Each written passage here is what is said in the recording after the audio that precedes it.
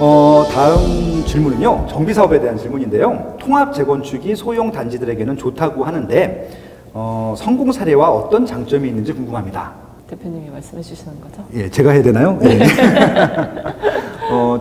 통합 재건축이라고 하는 것은 결국은 이제 소형 단지들이 연합을 해서 대형 단지로 이제 재건축을 한다는 얘기인데, 통합 재건축으로 가장 딱 떠올랐던 데가 장원동이었어요. 아니, 저도 지금 그 생각을 했는데, 네. 왜냐면 이렇게 조그만 아마 3동, 4동 막 이런 아파트들이 모여 있어요. 그렇죠. 근데 네. 그들만의 이권이 또 있지 않나요? 그게 다 연합으로 가능할까요? 그러니까 이제 사례들을 좀 찾아봐야 되는데, 네.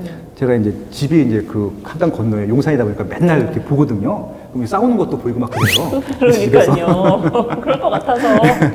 그러니까 이제 그 반포 지구가 처음에 이제 분양했던 게 반포 지구 1단지일 텐데, 그건 71년도라서 큰 단지예요. 대단히 엄청 크죠. 근데 거기는 그래서 이제 구반포라고 하고, 그 반포 지구 1단지를 빼고 나머지 다 신반포라고 했어요. 신반포에는 이제 한신 공영이라는 회사에서 굉장히 쪼개서 많이 소규모로 분양을 빨리 집을 져야 되다 보니까 했었는데, 그 당시에는 이제 빨리 짓는 것들한테는 좋았을지 모르겠지만 짓고 나니까 다 뭐 100세대, 180세대 이렇게 막 맞아요. 쪼개서 해놓은 것들이에요. 몇 차 해가지고. 근데 재건축 하려다 보니까 이 사업성이 안 나오잖아요. 그리고 이제 질문이 뭐냐면은, 이 소형 단지들을 통합 재건축했을 때 좋은 이유는 그런 거죠. 일단은 시공비가 좀 아껴질 거잖아요. 예를 들어서 아무리 소형 단지를 하더라도 이런 커뮤니티 시설 같은 거 만드는 비용들은 들어갈 텐데, 단지가 커지면은 n분의 1 줄어드니까 이런 좀 부대시설에 대한 그런 것들도 조금 줄어들 것 같고요. 또 하나 뭐냐면은 결국은 프리미엄이 올라가요. 대단지 프리미엄이 있고, 그리고 또 대형으로 들어왔을 때는 더 좋은 시공사가 들어올 가능성도 높잖아요.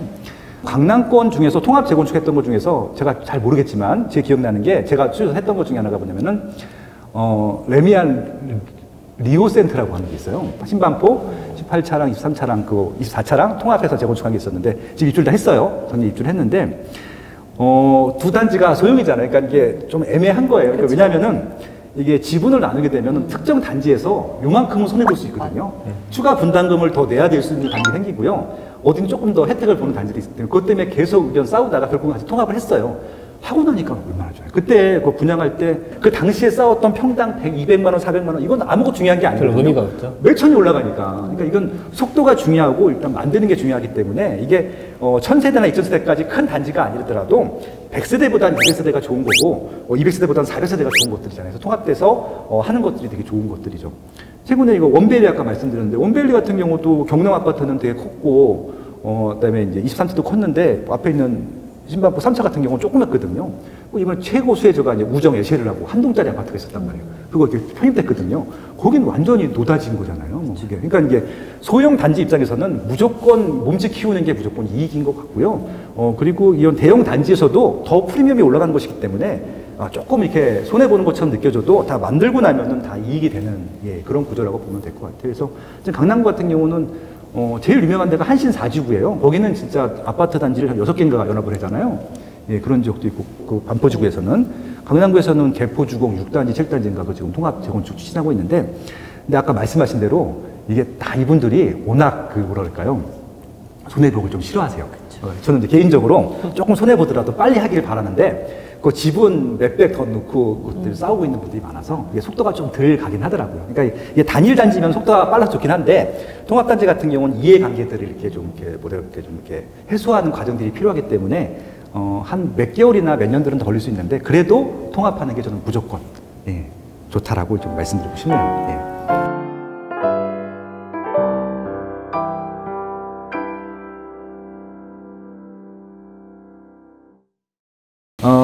또 세금 부분부터 질문 한번 드려볼까요? 조합원이 대체 주택 구입 시 비과세를 받을 수 있는 종류나 그런 조건들이 있나요? 재개발 재건축 예정 주택의 조합원이시고 입주권 하나 가지고 있는 분이 이제 투자를 또 하고 싶은데, 그때 그 투자하려고 하는 새로운 주택, 그걸 대체주택이라고 그러거든요. 그 대체주택의 어떤 특례를 물어보시는 것 같아요. 지금 이제 간단하게 지금 조문 하나 제가 설명을 드리면은, 소득세법 시행령 156조의 5항에 재개발 재건축 기간 중 취득한 대체주택 비과세라는 게 있습니다. 이게 내용이 뭐냐면은, 예를 한번 들어볼게요.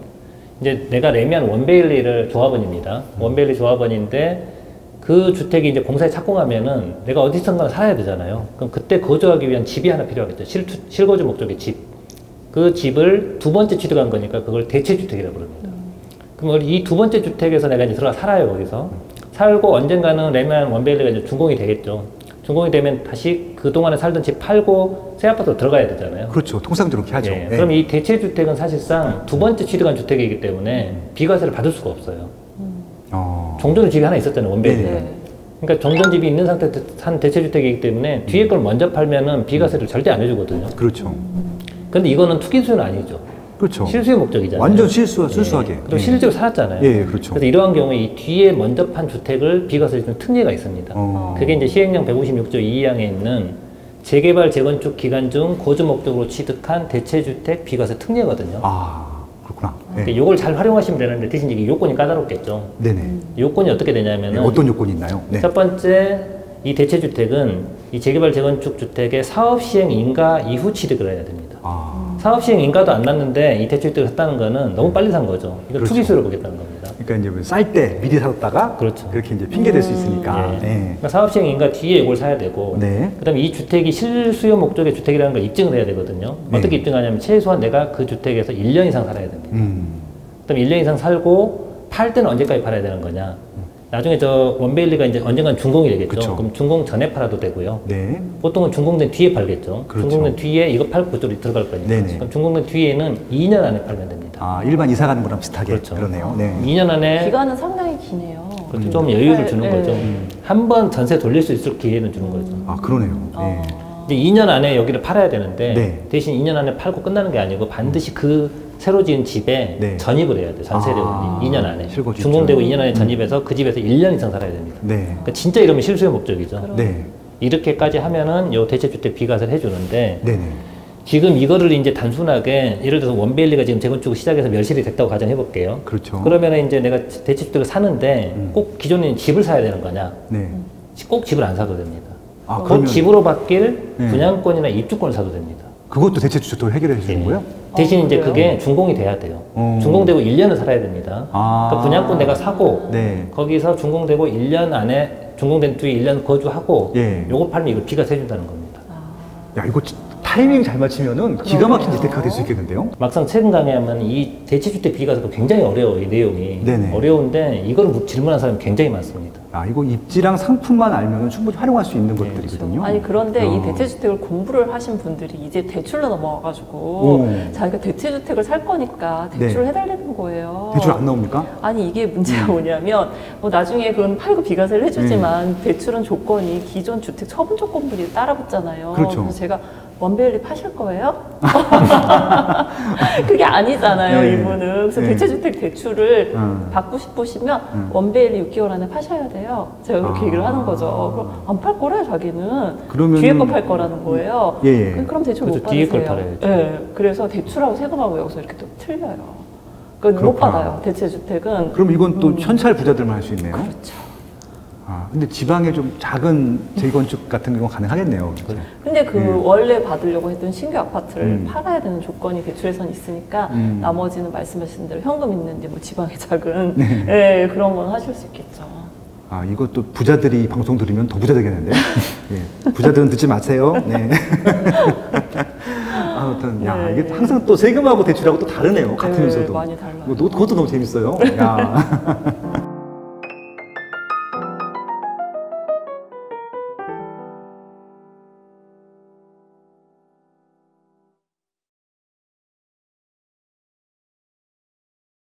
대출 질문 좀 드려볼게요. 네. 대출 관련해서 이번에 나온 정책들 때문에 사람들이 좀 어떻게 보면은 이제 아까 처음에 질문했던 그거였었는데 대출이 나왔는데 안 나오는 줄 알고 놓친 사례들이 있어요. 있어요? 예, 그건 좀 그러니까 대출이 알려주세요. 네. 그렇죠. 대출이 나올 수 있는 분인데 뭐 몰랐다 뭐 네. 이러는 분들 예를 들면 뭐 매매권도 있겠지만 전세 퇴거 자금 같은 경우에 그 무조건 뭐 다주택자는 전세 퇴거 자금이 안 된다라는 생각을 많이 갖고 계시는데 일단 네. 비규제 지역 같은 경우는 다주택자여도 다 전세 퇴거 자금 가능하세요. 비규제 지역? 네, 그렇죠. 그러니까 지금 비규제 지역이라 경기도예요? 하면 경기도의 김포와 김포, 그렇죠. 파주. 네, 야, 예. 그렇죠. 가능하세요. 네네. 그분들은 뭐 2주택자, 3주택자여도 세입자가 나가신다고 하면 네. 그거에 맞게 대출 가능하시거든요. 그래서 요즘 김포가 난리도 아니구나 그래서. 그러니까요. 예, 예. 근데 아무튼, 거기 예. 다시 계시는 분들은 네. 또 걱정이 너무 많으세요. 이게 갑자기 규제 지역으로 막혀버리면 자기가 그렇죠. 전세 퇴거자가 안 되지 않느냐. 네. 그래서 미리 신청을 하겠다라고 하시는 분들도 굉장히 많으세요. 뭐 김포 삑 처리해야 되는 거 아닌가? 또 네? 김포 분들이 싫어할 수도 있겠네. 아, 그런가? 우리 또 규제지역 지정하면 어떡하냐. 다 그러게요. 김학로 소장 때문이다. 뭐 그럴까 봐 걱정이 되기도 하네요. 아무튼 네. 비규제역 같은 경우는 전세 퇴거자금이 나오기 때문에 활용하셔도 된다. 네, 그럼요. 네. 그거 가능하시고요. 그리고 지금 다 실거주 정책이시잖아요. 그래서 그 임차인들이 다 퇴거를 하셔요. 지금 어쩔 수 없어요. 본인들이 들어가지 않으면 세금 부분도 마찬가지고 네. 여러 가지로 지금 너무 낮은 전세가를 받을 수는 없잖아요. 그래서 본인들이 직접 거주하겠다 하고 들어가시거든요. 근데 1주택자인 분들은 들어가시는데 서울 같은 경우에 2주택자인 분들이 전세 퇴거 자금을 해달라 네. 이러는 분들이 계세요. 네네. 근데 그런 경우에 매매 계약서만 작성을 하셔도 매도 조건부? 그러니까 근데 조건부는 아니야. 계약서가 있어야 돼요. 계약서만 그러니까. 네, 그러면 그런 경우에 은행권에서 하시면 30% 가능하시고요. 또 보험사로 가시면 40% 가능한 것도 있어요. 그러니까 은행 규정이 다 달라요. 그래서 고객님들께서 본인들이 다 찾으시려면 그 많은 규정을 찾기가 정말 너무 어려운 거예요. 이렇게 전문가가 다 필요하신 거잖아요. 그렇죠. 그래서 30%만 되는 줄 알았는데 40%가 가능해요? 하면서 너무 좋아하시는 분들도 많으시거든요. 네. 그래서 그런 분들은 정말 고마워하시죠. 왜냐하면 본인 신용대출도 안 돼. 다 안 돼. 뭐 네. 이런 상황이었거든요. 그래서 그런 경우에는 되게 고마워하시고요. 얼마 전에 어떤 분 물어보셨던 것 중에 하나는 저희가 지금 대출하면서 약정서를 굉장히 많이 써요. 어떤 약정서요? 예를 들면 매수금지 약정서. 거의 매수금지 약정서예요. 나는 집을 사지 않겠다. 네네. 각서를 다 쓰는 거예요. 나는 뭐 술을 먹지 않겠다. 이러고 그렇죠. 아니, 약정서 써놓고 만약에 집을 사버리면 회수되는 건가요? 그렇죠. 아. 그러니까 예를 들어서 나는 집 안 산다고 했는데 네. 집을 샀어요. 네. 그러면 이제 저는 처음에 대출 받는 분들이 얼마나 많아요. 맞아요. 그렇죠. 네. 한 지점에만 해도 정말 많잖아요. 그래서 저걸 어떻게 다 조사를 할까? 그렇게 했는데 정말 IT 강국 대한민국 그렇죠. 전산에 뜨겠구나. 예. 다 떠요. 네. 6개월에 한 번씩 그 명단이 다 튀어나와요. 그럼 전화해서 빨리 상환하세요. 뭐 이렇게 막 말씀하시고 그렇게 하는데 저는 이제 가장 이게 참 이상한 규정 중에 하나가 팔기로 약속을 했는데 갚았어요. 돈을 갚았어. 팔기로 했는데 그러니까 네. 집을 팔겠다고 약속을 했는데 네. 돈을 갚으면 안 되나요? 라고 물어보시거든요. 대출을 갚으면? 네. 그러니까 예를 들면 저희가 이제 1주택자인 경우에는 처분 조건부로 약정서를 써요. 네네. 그러니까 나는 저 집을 팔겠다라고 각서를 쓰고 대출을 해주는 거예요. 네. 그런데 나는 이 대출을 그냥 상환했어. 갑자기 돈이 생겨서. 네네. 그래도 저 집을 팔아야 되나요? 라고 물어보시거든요. 예. 팔아야 돼요. 네, 무조건 팔아야 돼요. 안 팔면 어떻게 돼요? 안 팔면 역시 3년 동안의 페널티, 3년 동안 은행에서 주택담보대출을 받을 수 없는 등급으로 바뀌어요. 대출 안 받으면 돼요. 그렇죠. 예전에 그렇게 말씀하신 분 있었어요. 저번에 부부가 네. 나왔는데 등급이 떨어지는구나. 팔겠다고 약속을 했는데 집값이 두 개가 다 올라버린 거야. 팔기 싫은 거지. 그쵸, 그쵸. 이제 농담으로 농담 반 진담 반이죠. 그냥 너만 망가지자. 부인 보고 그냥 너만 망가지는 걸로 하자. 왜냐하면 그 말씀하신 대로 주택담보대출 못 받는 거니까 그냥 네. 신용이 부인만 망가지는 걸로 하고 안 팔면 돈은 남잖아요. 네. 그래서 그러시면 안 돼요. 제가 막 그렇게 얘기를 한 적이 있었거든요. 그러니까 그런 식으로 이 주택을 저희가 약속을 했으면 네. 팔아야 돼요. 그러니까 약정서를 굉장히 잘 봐야 되는 네. 그런 게 좀 이거는 뭐 실질 뭐 세금은 아니지만 과세원칙 이런 거 아니네요, 그냥. 네. 이건 그냥 약속 서약을 한 것대로 그렇죠. 무조건 해야 된다. 네. 그리고 이제 저희가 대출이 약간 조금 좋아진 부분이 네. 이때까지는 거의 억제책이었잖아요. 근데 그렇죠. 7월 10일 날 조금 좋아진 게 서민 실소유자 조건이 그러니까 뭐 완화됐어요. 얼마나? 네, 완화. 네. 10% 완화됐는데 네. 예전에는 소득 기준이 7,000이었거든요. 근데 소득 기준이 8,000으로 올랐어요. 외벌이? 합산. 맞벌이? 네, 합산해서 8,000. 네. 그래서 약간 소득이 높으신 분들도 10% 정도는 더 받을 수 그래도 있어요. 좀 해줄 거면 좀 많이 해주죠. 그러니까요. 저도 그러고 싶어요. 왜냐면 그러니까 지금 서울의 집값이 6억까지가 서민 실소유자거든요. 네. 6억까지 집이 뭐 있기는 있는데 이렇게 많지는 않아요. 그러니까 이런 6억짜리 대기업 다니시는 분들은 하나도 안 돼요. 그래서 그런 경우에는 진짜 이렇게 혼인신고를 이렇게 좀 미루신다거나 그렇죠. 그러시는 분들이 요즘 이 규제 때문에 혼인신고 미룬 분이 정말 많습니다. 진짜 결혼 빨리 해서 애도 많이 낳고 이렇게 해야 되는데 오히려 좀 혼인을 또 이렇게 막고 있는 악영향도 있네요. 그렇죠. 이번에 이제 상기시들 사전 청약할 때 조건들 특별 공급이 되게 물량이 많아졌거든요. 그 특별 공급에 대한 소득 규제를 굉장히 올려놨어요. 그래서 지금 130%, 140%까지 올라가다 보니까 뭐 연봉 1억 넘어도 되더라고 거기는. 그러니까 그냥 해줄 거면 그렇게 해주면 되지 왜 또 그럴까요? 그렇게 됐으면 좋겠어요. 규정도 사실은 신용사회다 보니까 소득이 높은 분들한테 대출을 해주는 게 은행에서는 더 좋은 거예요. 그리고 안전한 대출이잖아요. 그렇죠. 신뢰할 염려가 예. 전혀 없는 그런 분들을 해주면 좋은데 지금은 이제 그게 또 아니고. 이게 좀 답답한 게 뭐냐면은 지금 이제 금융권도 거기도 하나의 이제 산업이고 매출이 이렇게 해야 되는데 거긴 다 대출 매출이잖아요. 그렇죠. 근데 부동산 담보 지수 제일 안전하잖아요. 안전자산이죠. 우리나라 같은 경우는 워낙 LTV를 40%로 꽉 눌러놨기 때문에 안전하잖아요. 맞아요. 근데 지금 매출을 채워야 돼 보니까 이 부동산 담보 대출을 못 채운 걸 다 신용대출로 돌리고 있어요. 그래서 신용대출이 굉장히 증가했잖아요. 그렇죠. 그거에서 결국 부동산 다시 또 사고 그다음에 네. 주식 투자 많이 하고 있거든요. 그렇죠.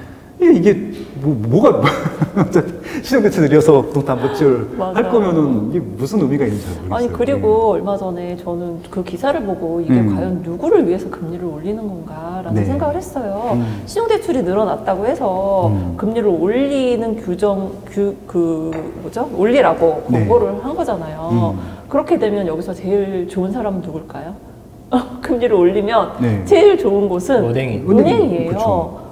국민도 좋은 게 아니고 나라도 좋은 게 아니고 은행만 좋은 네. 금리를 올리는 거는 바람직하지 않은 게 아닌가라는 생각을 조금 했었어요. 금리가 낮아져야 서민들이 살기가 좋은 거잖아요. 기업체도 훨씬 좋죠. 그렇죠. 그게 부동산 지금 담보 대출 말고 코로나 되는 게 아니니까. 때문에 서민들이 되게 어려워서 신용대출 받으시는 분들도 많으시거든요. 네. 근데 그거에 금리를 올려버리면 진짜 다 너무 힘든 상황이 돼버리니까 네. 그거는 조금 내리는 게 좋지 않을까라는 생각이 좀 많이 들었어요. 예, 대한민국에서 대출을 가장 많이 해주시는 네오대출연구소에서 네. 예, 정부에 건의를 했습니다. 네, 좀 들어주시면 좋겠네요. 네. 그러니까 서민들을 위한 정책들은 좀 많이 좀 적극적으로 반영해 주시면 좋겠다. 네.